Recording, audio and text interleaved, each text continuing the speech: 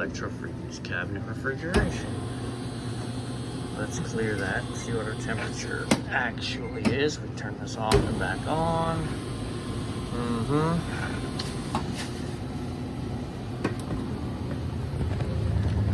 So what you want to listen for is, do you have a fan, right? So when we hit this, we get an evaporator fan kicks in, so that's good.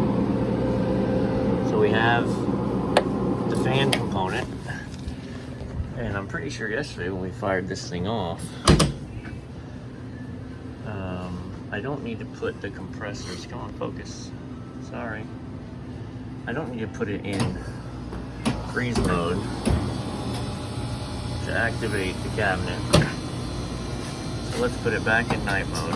So check this out. Get into technician menu. Put on here to diagnostics mode. And here's where it tells you everything that's going on.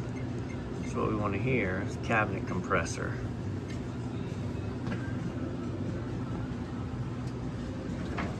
Hang on.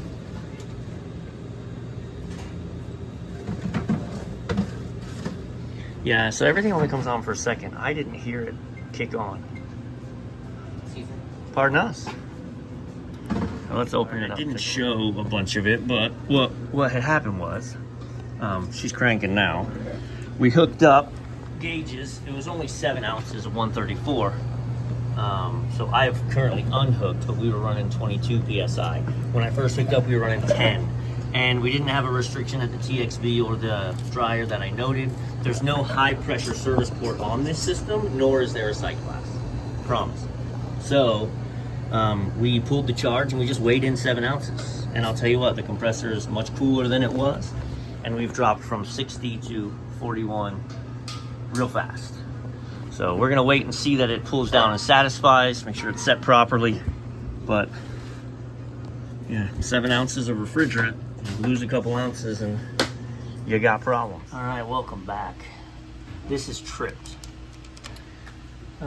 This is the cake freezer. It'll run for about 36 hours, run for a day and a half, and then it trips its breaker. I haven't found any indication of a mechanical problem in the motors, the compressor, or anything. And I'm wondering if this isn't just getting tired and kicking out.